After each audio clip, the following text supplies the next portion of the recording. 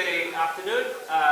Samit will speak for about half an hour, and then we should have a, say, 10-minute break, and then we'll speak after that. Okay, thank you very much. Thanks all of you for coming back. I want to begin by just spending a couple minutes reviewing what we did in the first half of this lecture. So we defined Siegel's cocycle, okay, which is defined for P of homogeneous of degree D as psi tau of gamma on applied to a P and V, and I wanted to write it again more clearly because it got garbled in the previous version. The integral from tau to gamma tau, P of Z1 times E D plus 2 V of Z dz. Okay, and I didn't explain, maybe I should have explained, so there was a certain module M, which I won't write down again, but I claimed that that this psi tau was in Z1 of gamma and M. Okay, in this calculation, let me just explain, this is kind of important if you've never seen this before, and this is obviously also related to the computation with modular symbols that have been happening in the other lecture series. But let me just, and I'll just write it in shorthand, so just a one-line proof of this fact. So I'll just write this shorthand as P times E sub D plus 2 comma V. Okay, I won't even write the Z and the DZ, I'll just leave that all out, just to give you an idea of what the calculation is. And it's really just is a one-line calculation as long as all these integrals converge and behave nicely. This is, you just break up this path of integration from, so I should mention it doesn't matter what path you integrate from because this is a holomorphic function on the upper half plane. So we just integrate from tau to a tau of P, the same thing, plus the integral from a tau to a b tau of the same thing. Okay, so this is psi tau of AB of P and V. This is psi tau of A and P and V. Now this is where you do a change of variables. You write U equals AZ, okay, and you do change of variables. And then if you do that out, and this is where you use the fact that this is D plus 2 and this is homogeneous of degree D, and you use the way that this operates under slashing by a matrix in SL2Z, you use those facts and you see that this is nothing but the integral from tau to b tau of what I called, A transpose applied to P times E sub D plus 2 A inverse V, which is exactly how I define, and that's why I define that to be the action of psi tau of B. Okay, this thing applied to P. Okay, so that's exactly the computation. This is the one cocycle. So I didn't mention that last time, and that's been implicit in the lectures of Pollock and Stevens also. But let's leave that up there. Okay, so now just where were we in terms of Czech's cocycle? So we had done a bogus calculation. Maybe let's be more friendly. It's called heuristic. What's that? Yeah, exactly. Calculation. We did a heuristic calculation, which led us to the definition that basically psi tau of gamma of, so we simplified things by letting our polynomial P be 1. We said that this should equal basically a finite sum, so we interchanged the order of sum and integration in this definition of this Eisenstein series, and we calculated the integral exactly, and what we got was the sum over mn and z prime, so not both 0, of a certain expression times gamma tau minus tau divided by n times gamma tau plus n and n tau plus n. So that was what we got when we formally integrated. And what we wanted was to plug in tau equals r over s, which is a rational number, And what we got that you could write this exact expression if you do that, a little bit more notation-friendly way of writing it. What you get is if you write down sigma 1 being Rs and sigma 2 being gamma times Rs, and you let sigma be the matrix whose columns are sigma 1 and sigma 2, then the formula that you got, and this was going to be our definition. This was going to be our definition of psi of gamma of 1v. Okay, so now we're trying to undo these quotes around the equality and actually write down something that makes sense. Unfortunately, what I'm going to write down still is not going to make sense. So maybe I'll put quotes around the colon equal. Of z is going to be a pair mn and z squared of the determinant of sigma over z dot sigma 1. You can see this is just basically, this is coming from m tau plus n where I multiply by s. That becomes mr plus ns. That's exactly this term. Similarly, the other term is going to be what I write down here, c dot sigma 2. Then the numerator here is going to be determinant of sigma, and then the extra e term you have to just put in, c dot v. Okay, so that's the term, that's the formula we wanted to make sense of, and there were two problems, which I remind you, which were that the denominator equals 0 and convergence. Okay, so now let's move on. Oh yeah, that we're not going to be able to deal with that yet. So thank you. Okay.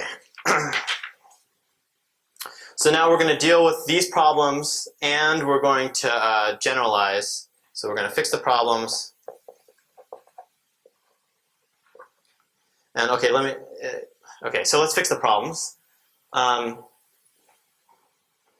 Okay, no, I want to do this. Okay, so we'll fix the problems, and we'll generalize to n greater than, generalize to n greater than or equal to 2. So n is 2 here. That is, everything is on SL2. We want to work on SLN now, and work, instead of pairs and z squared, we're going to work with tuples and z to the n. So this will be some higher dimensional analog, and as a result, we'll get something that works not just for real quadratic fields, but something that works for totally real fields of degree n. So this is a generalization. And by the way, this is why I wanted to start considering this other definition of the cocycle due to check, because it allows for an easier generalization than trying to deal with Eisenstein series on GLN, which is complicated, but still very interesting. All right, so how are we going to fix this? So first, let me talk about the convergence. Okay, so for I equals 1 to n, I'm going to let qi be a linear form in n variables, okay, whose coefficients, so for each qi has the property that its coefficients are linearly independent. So this is over q. So you could think of linear forms with coefficients in R. Okay, so each qi has this property. And we're going to let q just be the product of the qi. Okay? And I'm going to let L, really this should be a script q, but I don't really know how to draw that in a way that doesn't make it look like the rational numbers. So I'll write L is the set of such q, and you can imagine this has a gamma action. So what is gamma? So we're going to let gamma now be SLNZ. So we're generalizing what we did before. We had SL2Z. And so there's a gamma action on this. Okay, which I won't write down. You can imagine it's just composition. Okay, so we now we're going to fix some matrices A1, AN in gamma. Okay, and in the previous example with n equals 2, that is in this setting here, what you should think of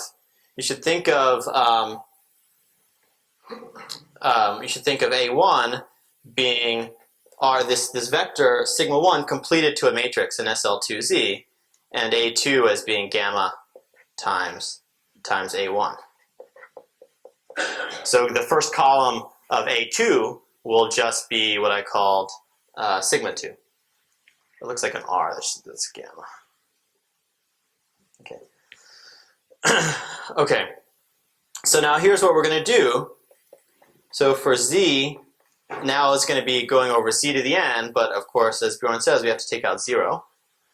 We have to, we're going to now define sigma 1 not just to be, or sigma I, not to be the first column of AI like we did here, okay? We're going to define it to be the first column that's not orthogonal to z. So that's going to deal with the problem of the denominators possibly being 0. So sigma I is the first column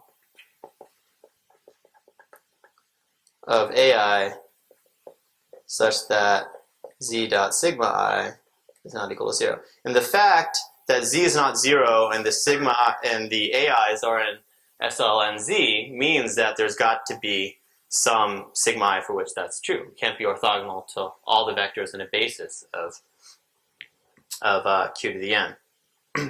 Okay, so and then we're going to let sigma be the same as before, the matrix of sigma i's. Okay, so that's the notation we need. So then the definition, okay, so define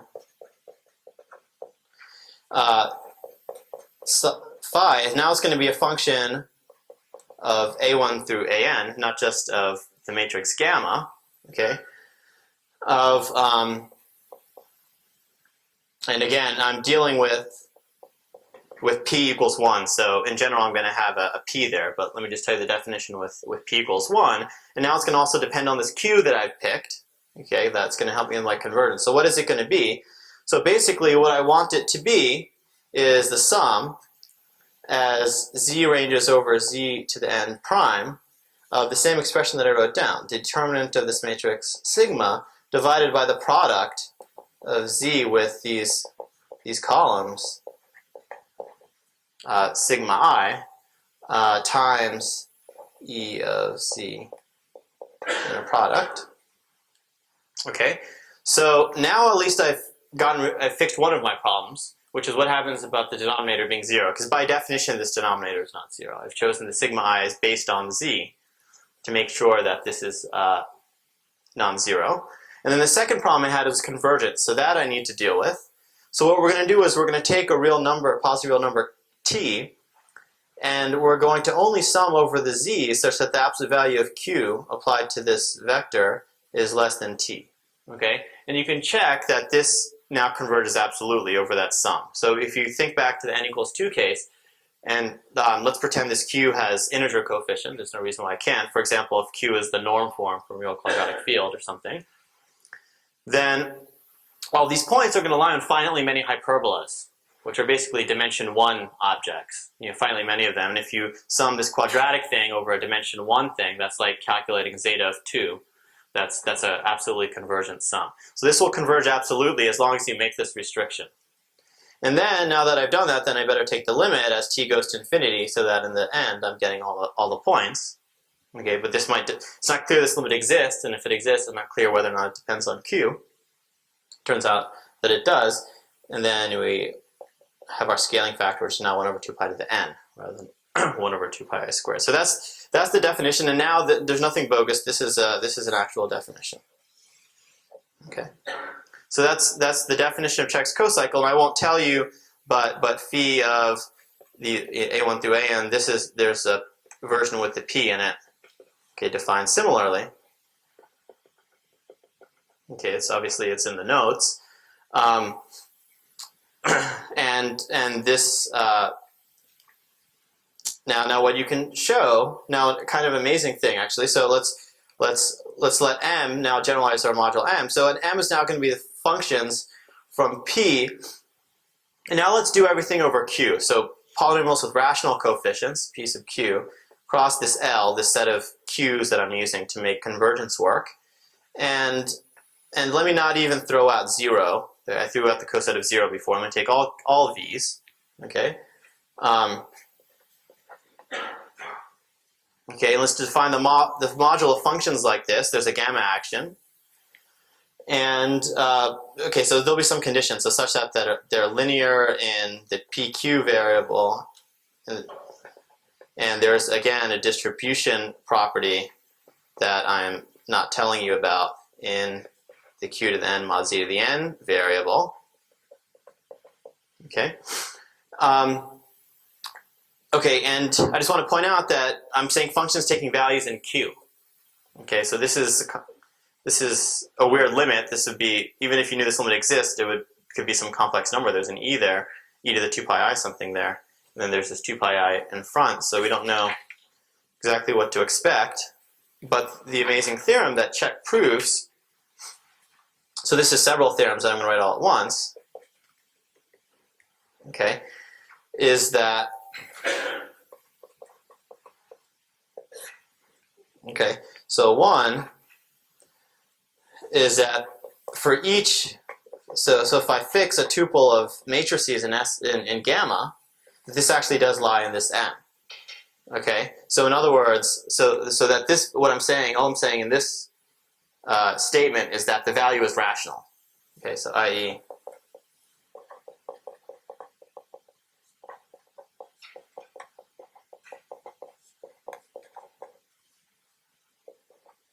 And there's an explicit formula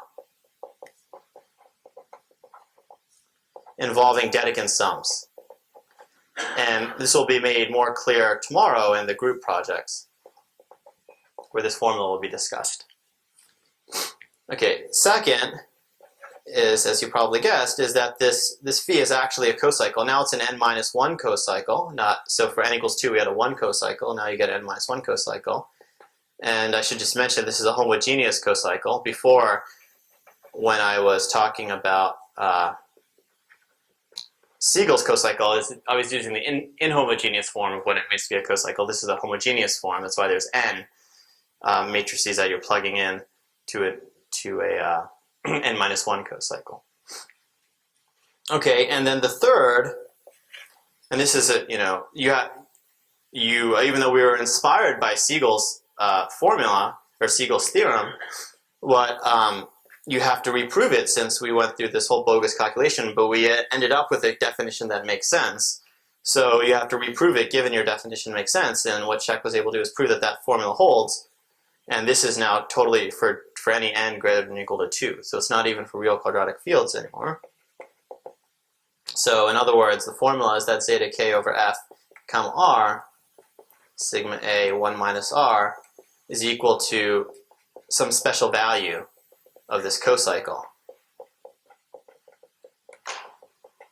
So everything so P and V are defined exactly as before.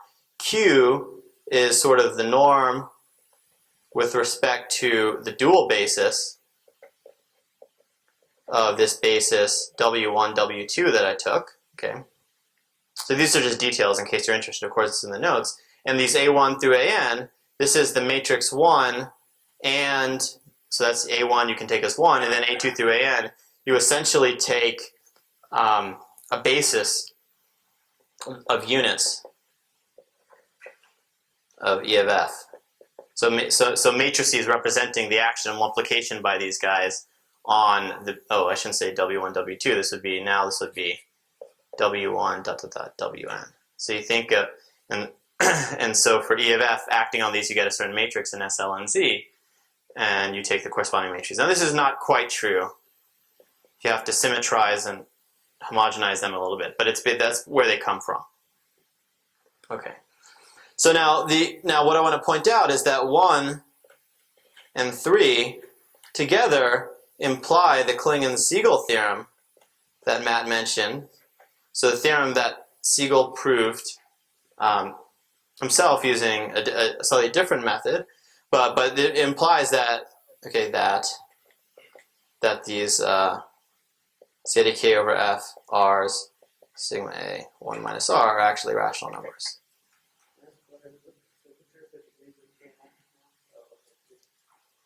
Yes, thanks. Sorry. Yeah, I should say that. So here, F is a totally real field with degree n over q. Okay, and K is this narrow array class field of conductor F associated. Thank you. Here.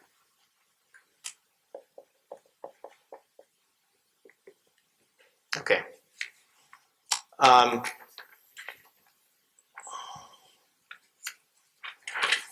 right, so the theorem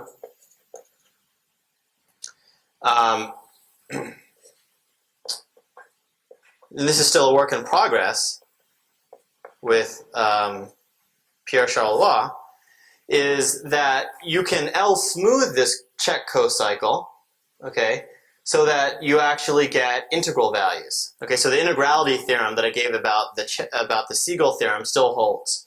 So there is an L smooth version.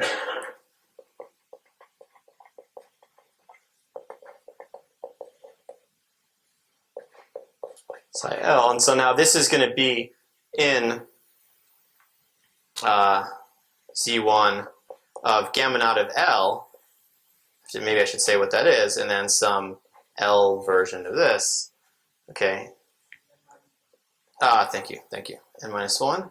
And what is in gamma naught of L is matrices that are this mod L. So the first column, all but the first entries are congruent to 0 mod L. Okay, such that, so this isn't the end of this statement. Okay, such that the integrality theorem holds.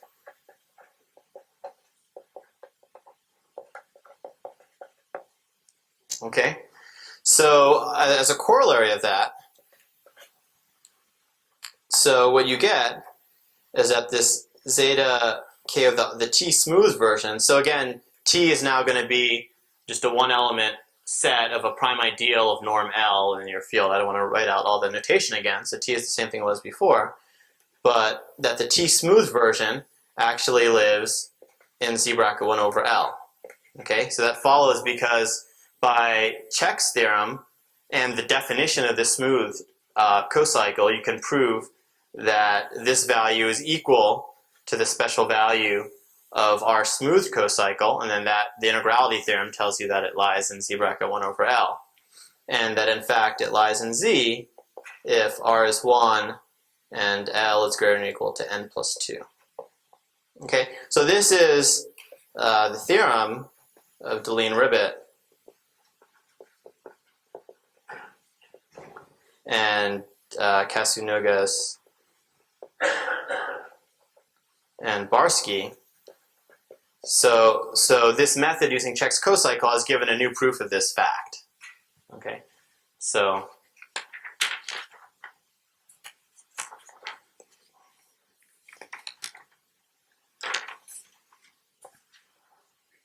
all right.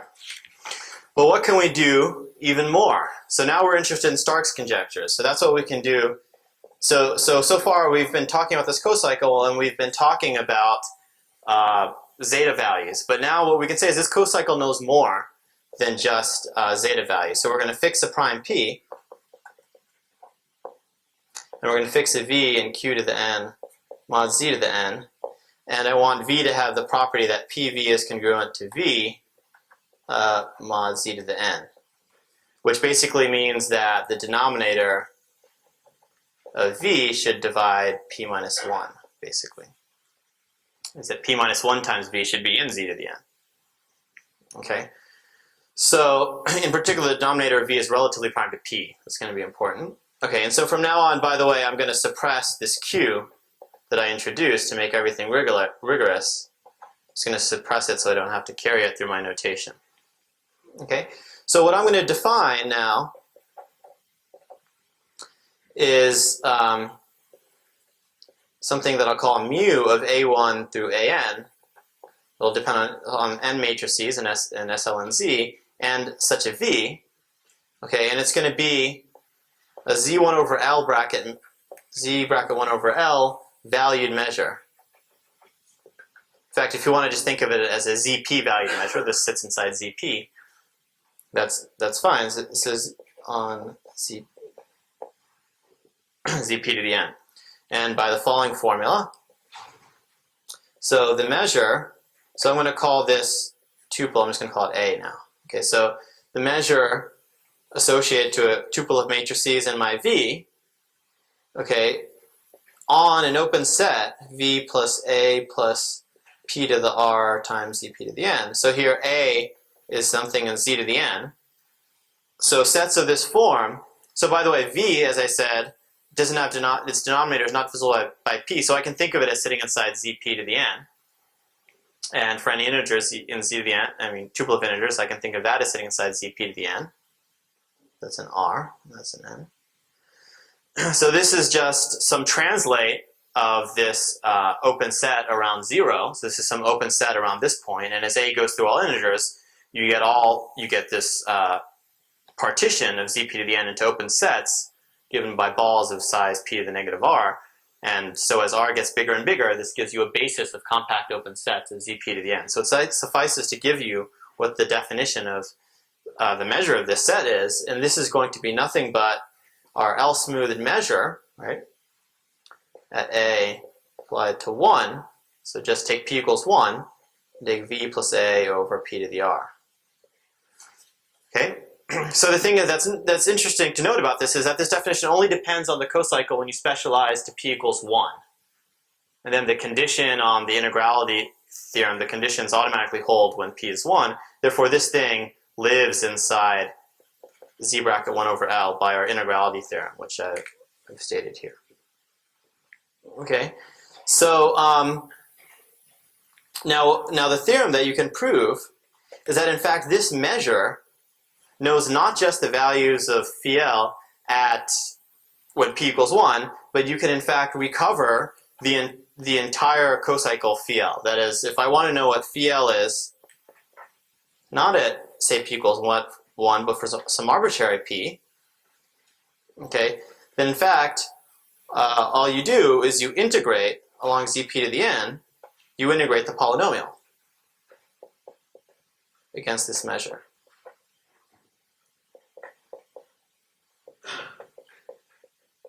Okay, so if you plugged in P equals 1, you would just get the definition back of mu. But if you plug in general P, then you're seeing that you're recovering this whole cocycle just from knowing the values of the cocycle specialized to P equals 1, but varying V.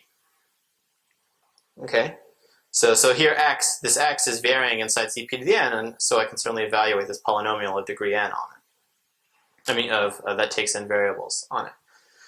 Okay, so now let's look at now let's get down to business and see what happens when you have a totally real field of degree N and you want to write down the formula for the Stark unit. So so given a totally real field of of degree N, okay, F, and I'm going to make a simplifying assumption such that P is inert in F. So I'm really looking at TRP. My place P that's going to split completely in H is going to be a P. So we're going to assume that P. Suppose that P is congruent to 1 mod this F, conductor of this Ray class field. So then in particular that implies that this inert prime P splits completely in K, which is KF. Then we have all this associated data, which I've been using throughout this lecture. We have P and a V, and then A1 through AN. Remember, these are 1, and the matrices representing multiplication by a basis of units. So we have all this data, and a Q, in fact, which I've been suppressing now. Okay, then what we're going to define for S in weight space, this is the same weight space that Stevens spoke about, space of continuous homomorphisms from ZP star to CP star. Okay, we're going to define a function on that weight space by zeta P of sigma A comma S as the integral. So I'm not going to define over all ZP to the N. So this has to do with the fact that when you look at the p-adic zeta function, you have to throw in P into your set S. That's why before I was dealing with R, now my S will be R union P. And so I'm throwing out Euler factors at p, which on this side corresponds to taking out the multiples of p from zp to the n. Okay? And what am I integrating? I'm just going to integrate p of x to the minus s times, with respect to this measure. Right, so the same exact integral that I have here, except I've integrated on a slightly smaller subset, and and I'm integrating not just p of x, but p of x to a power. So this is notation, by the way, if you're wondering what this means. It turns out that if x is restricted to the set, you can show under these assumptions that p of x lies in zp star. Okay? Then p of x to the s just means, this s is a continuous homomorphism, just means apply s to that element of zp star. And then minus means invert it. Okay? So this is an analytic function on this weight space. Okay, but the previous theorem, this theorem here, okay, tells me, okay, okay, plus, let's see. Right, okay, so the previous theorem, let me just say, implies that what happens when I plug in into ZP, if I plug in 1 minus r, then that gives me a certain integral, and if you use this formula twice, basically, with integrating over ZP to the n, and then somehow figuring out how to do the change of variables to integrate over PZP to the n, just sending x to p times x, and you subtract, then you can express this in terms of your smoothed cocycle, and then using the fact that I gave before, well, that I didn't write here, unfortunately, but that this zeta function is equal to the value of the smoothed cocycle, then what you're actually getting is that this p-adic zeta function is the classical zeta function. Okay, and then the fact that we're integrating over the smaller space means that you're actually throwing in p to your set S. Okay, so this is a p-adic analytic function that has this property for positive integers r. Okay, so this is a new construction now of p-adic zeta functions. So again, this was done by Deline, Ribbit, Kasunoges, and Barsky. And so we've now given a new proof of the existence of this thing. Okay, and it works in general. You don't need the assumptions that I made in this lecture to simplify the notation. Okay, and now what you can do with this is that this measure knows more than just the p-adic zeta function. It actually knows the Stark unit. So let me now state a conjecture of Gross. Okay, Gross's conjecture is that the derivative of this zeta function at 0, okay, is the negative of the p-adic logarithm of the norm from kp, completion of k at the prime above p that you chose, down to qp of your Stark unit. Okay, and this again has all the same problems that we've discussed, which is that you lose a lot of information when you take this norm. It's like taking the norm of a complex number down to the real numbers. X times x bar is taking its absolute value, essentially, and you're losing a lot of information. Same when you take the norm of a p-adic number. Okay, but what is this? Now we have a formula for this. Okay, let's take the derivative with respect to s, differentiate under the integral sign, and plug in s equals 0. What you get is the integral on this space, maybe I'll call this space x. Okay, the integral on this space x of the log p. So when you integrate p to the s, you get a log. So you get log p. And what is p? Let's remember what p was. I said I had the associated data. What was it? P was the norm. Okay, so you get the norm. And in this case that I've assumed where p is inert, this global norm is really the same as this local norm.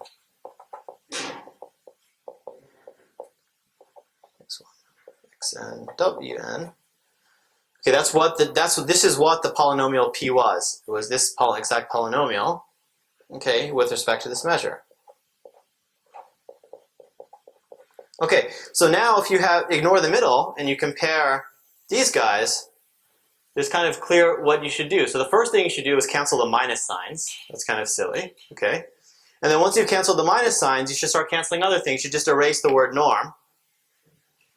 Because, you know, it's like ds dt, you cancel d's, you get s over t. No, you just cancel the norms, so delete them. And you arrive at our conjecture for the Gross-Stark unit, which is if I just take away this norm, and I get log p, okay, then you get the integral over x log p of x1. So there's no norm anymore. And it's probably a good time to mention that this is independent. I've been making choices. Of course, I made a choice of this basis W1 through Wn. And one thing that will be discussed in the group project is that this is independent of choices. Okay, and that has to do with the fact that we're dealing with a cocycle. So that's our conjecture. This has been numerically verified in lots of real quadratic cases when n is 2. It's been numerically verified maybe in one case when n is 3, but we're working on some more numerical data. And maybe one thing that is probably everyone is thinking is, well, I canceled the norms. While I'm at it, why don't I cancel the log p's? And you can. There's a refined version where you deal instead of with an additive integral with what's called a multiplicative integral, where you get an exact formula for what ut is. It's basically the exponential of this, defined in a certain correct way to deal with roots of unity and whatnot. So you actually get on the nose formula for what ut is in the local extension. So this is very much an open conjecture, but at least now we have a way of generating, albeit dealing with these local fields Kp, of generating these class fields by calculating these integrals to high precision and then writing down what the unit should be. Okay, thanks.